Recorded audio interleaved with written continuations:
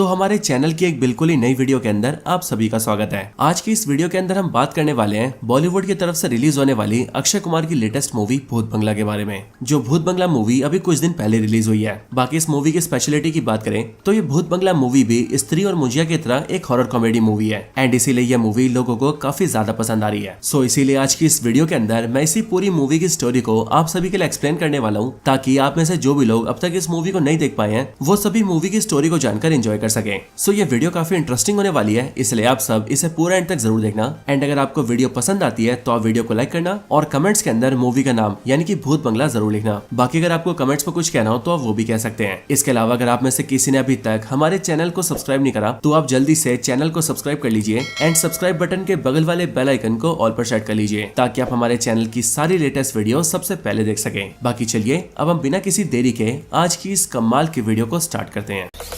Zombie apocalypse.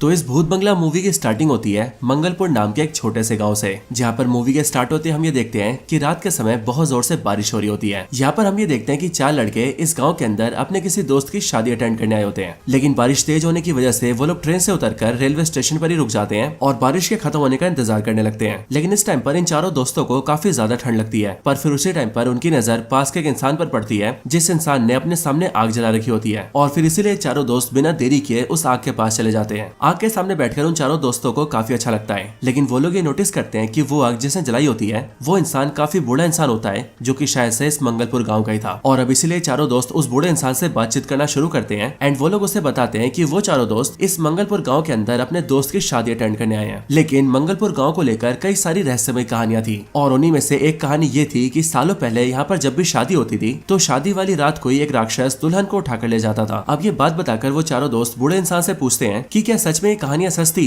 और सच में कई साल पहले इस गांव के अंदर जब भी शादी होती थी तो क्या दुल्हनों को शादी वाली रात को कोई राक्षस ले जाता था। इस बात को सुनकर वो बूढ़ा इंसान उन्हें जवाब देता है कि हाँ, ये बात बिल्कुल सच है और आज से बहुत साल पहले इस मंगलपुर गांव के अंदर ऐसा हुआ करता था। अब इसके बाद ही वो बूढ़ा इंसान उन चारों दोस्तों को इस मंगलपुर गाँव की कहानी सुनाना स्टार्ट करता है, जहाँ पर कहानी शुरू होती है आज से कई साल पहले से। कहानी के शुरू होते हम ये देखते हैं कि सालों पहले भरतपुर गाँव के अंदर लोग शादियां करने से डरा करते थे, और वो इसीलिए क्योंकि इस गाँव के अंदर जब भी शादी होती थी तो शादी वाली रात को दुल्हन को एक राक्षस उठा के ले जाता था, और फिर उसके बाद वो दुल्हन कभी भी किसी को नहीं मिलती थी। लेकिन फिर एक दिन हम ये देखते हैं कि कुछ लोग इस बात को नहीं मानते और वो लोग भरतपुर गांव के अंदर शादी कर लेते हैं। लेकिन शादी होने के बाद ही जैसी बारात बस में बैठकर वहां से जाने लगती है, वैसे ही भरतपुर गांव के एक जंगल के अंदर उस बस का टायर पंचर हो जाता है, जिसके बाद टायर पंचर होने की वजह से सारे बारातियों को बस से बाहर निकलना पड़ता है। लेकिन जैसे ही सारे बाराती बस से बाहर निकलते हैं वैसे हम ये देखते हैं कि उन सब के ऊपर एक काला साया, जो कि हो सकता है कि भरतपुर का राक्षस ही हो, वो हमला कर देता है, और वो राक्षस कई लोगों को जान से मार के दुल्हन को उठाकर अपने साथ ले जाता है। और इस तरह से हमें दिखाया जाता है कि इस भरतपुर गांव के अंदर इस राक्षस का कहर कितना खतरनाक है। लेकिन फिर इसके बाद कई दिन बीत जाते हैं और फिर मंगलपुर गांव के अंदर हम ये देखते हैं कि उस गांव के अंदर एक काफी बड़ी हवेली होती है, और उस हवेली का जो मालिक होता है वो काफी ज्यादा अमीर इंसान होता है एंड उसका नाम होता है दुष्यंत महाराज। लेकिन इस दुष्यंत महाराज को हमें दिखाया नहीं जाता, और कुछ समय बाद ये खबर आती है कि दुष्यंत महाराज की मृत्यु हो गई है, और इसीलिए दुष्यंत महाराज की मृत्यु होने के बाद उनका अंतिम संस्कार किया जाता है। एंड इन सब के बाद हमें पता लगता है कि दुष्यंत महाराज अपने जाने के बाद अपने पीछे बहुत सारी संपत्ति छोड़ गए हैं और वो बड़ा सा बंगला भी छोड़ गए हैं। लेकिन फिर दोस्तों इसके बाद सीन शिफ्ट होता है और हम सीधा यूके के अंदर लंदन शहर को देखते हैं। अब लंदन शहर के अंदर हम एक घर को देखते हैं, जो घर होता है डॉक्टर वासुदेवाचार्य का, एंड इसी डॉक्टर वासुदेवाचार्य की फैमिली में इनका एक बेटा और एक बेटी भी होते हैं। हम ये जानते हैं कि डॉक्टर वासुदेवाचार्य का जो बेटा होता है वो होते हैं अक्षय कुमार, जिनका मूवी के अंदर नाम होता है अर्जुन, जो कि ऑफ कोर्स इस मूवी का मेन कास्ट भी है। एंड अक्षय कुमार के साथ यानी कि अर्जुन के साथ उसकी एक बहन भी होती है जिसका नाम होता है मीरा। और यहाँ इनके घर में इस टाइम पर हमें पता लगता है कि अर्जुन की बहन जो कि मीरा है वो किसी लड़के से प्यार करती है, जिस लड़के का नाम है राहुल। और अब इसीलिए मीरा और राहुल दोनों की फैमिलीज मिलकर इन दोनों की शादी करने के लिए तैयारियां कर रहे होते हैं। अब इसके बाद ही हम ये देखते हैं कि अर्जुन और मीरा के जो फादर होते हैं यानी कि वासुदेवाचार्य, वो अपने किसी सेमिनार के काम की वजह से ऑस्ट्रेलिया चले जाते हैं, जिस वजह से अर्जुन और मीरा घर पर अकेले होते हैं। लेकिन फिर उसी टाइम पर उन दोनों के घर पर एक लॉयर आता है, जो लॉयर उन दोनों को ये बताता है कि उन दोनों के दादाजी थे जिनका नाम था दुष्यंत महाराज, और वो दुष्यंत महाराज मंगलपुर गाँव के अंदर बहुत ही अमीर इंसान थे जिनके पास वहाँ पर करोड़ों अरबों की जायदाद और एक बहुत ही बड़ा बंगला था। लेकिन अब कुछ टाइम पहले उनका देहांत हो गया है और इसीलिए उनके विल के हिसाब से, जो विल उन्होंने अपने मरने के पहले बनवाई थी, उसके हिसाब से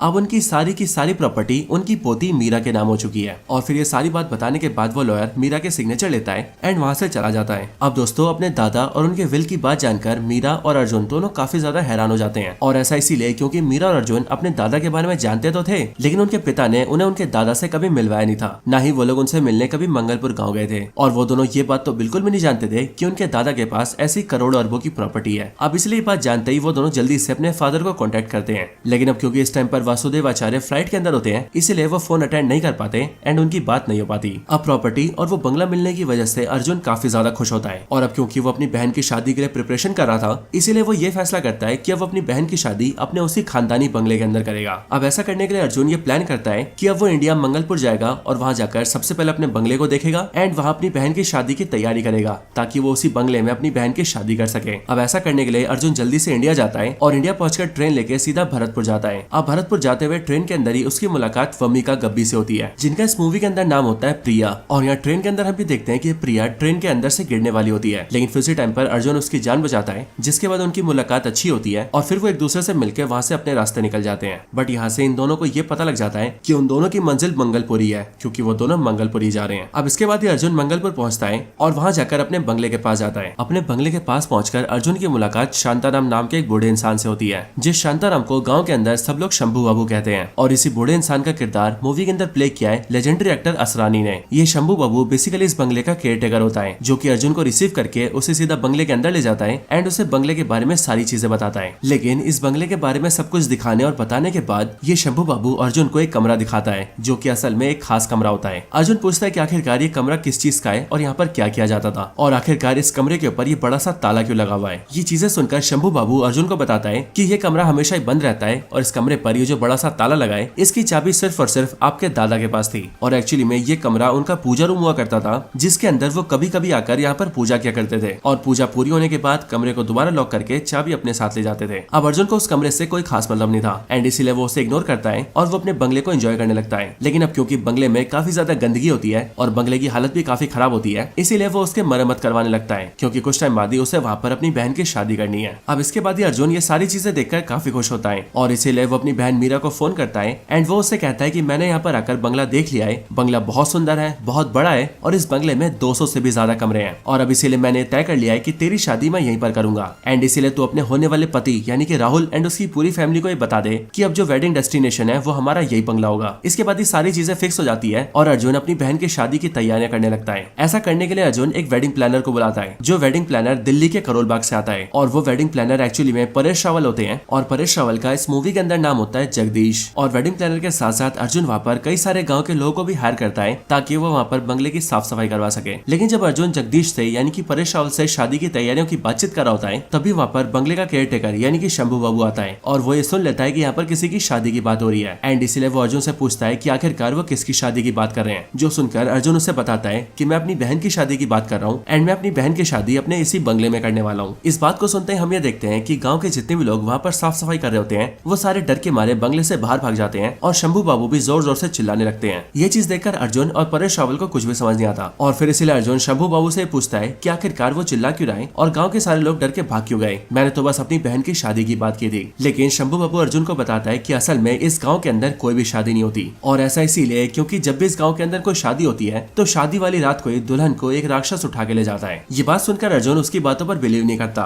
और वो शंभू बाबू से पूछता है कि अगर ऐसी बात है कि यहाँ पर शादी नहीं होती तो यहाँ पर लोग रह कैसे रहे हैं। ये बात सुनकर शंभू बाबू से बताता है कि यहाँ पर गाँव में लोग रहते हैं और रहने का कारण ये है कि इस मंगलपुर गाँव की जो धरती है वो बहुत ज्यादा उपजाऊ है, इसलिए यहाँ पर खेती बहुत अच्छी होती है, जिस वजह से यहाँ पर रहने वालों की यहाँ पर रहना मजबूरी है। लेकिन जो भी लोग यहाँ पर रहते हैं वो शादी यहाँ नहीं करते, बल्कि वो शादी करने के लिए यहाँ पास में जो गंगा नदी बहती है उसे पार करके दूसरे गाँव जाते हैं और फिर वहाँ जाकर शादी करके कुछ समय बाद वापस आते हैं। और इसीलिए अब तक इस गाँव के अंदर जिन जिन ने भी शादी की है उन सबकी दुल्हनें गायब हो चुकी है, क्योंकि उन सभी को राक्षस उठाकर ले गया है। अब इन बातों को सुनकर अर्जुन को शंभू बाबू की बातों पर बिलीव नहीं होता है एंड फिर इसीलिए शंभू बाबू अर्जुन को पूरी स्टोरी सुनाना स्टार्ट करते हैं और वो उसे बताते हैं कि आखिरकार इस राक्षस का रहस्य क्या है। वो बताते हैं कि जिस राक्षस की वो लोग बात कर रहे हैं उसका नाम है वधूसुर और उसे वधूसुर भी इसीलिए कहा जाता है क्योंकि वो नई नवेली वधुओं को उठाकर लेकर जाता है एंड वधु माने नई नवेली दुल्हन। वो बताते हैं कि वधूसुर वधूसुर की कहानी की शुरुआत होती है आज से सदियों पहले से। आज से सदियों पहले पांडवों के द्वारा बनाए गए इंद्रप्रस्थ साम्राज्य के अंदर एक असुर कन्या को एक देव पुत्र से प्यार हो जाता है, जिसके बाद ही वो असुर कन्या गर्भवती हो जाती है और उसके गर्भ में देव पुत्र का अंश आ जाता है। लेकिन जब ऐसी इस बात के बारे में देवताओं और असुरों को पता लगता है तब उन सब के बीच हाहाकार मच जाता है। और अब क्योंकि वो होने वाला बच्चा ना तो पूरी तरह से देव था और ना ही पूरी तरह से असुर, इसलिए उस बच्चे को देव और असुर दोनों ही अपनाने से मना कर देते हैं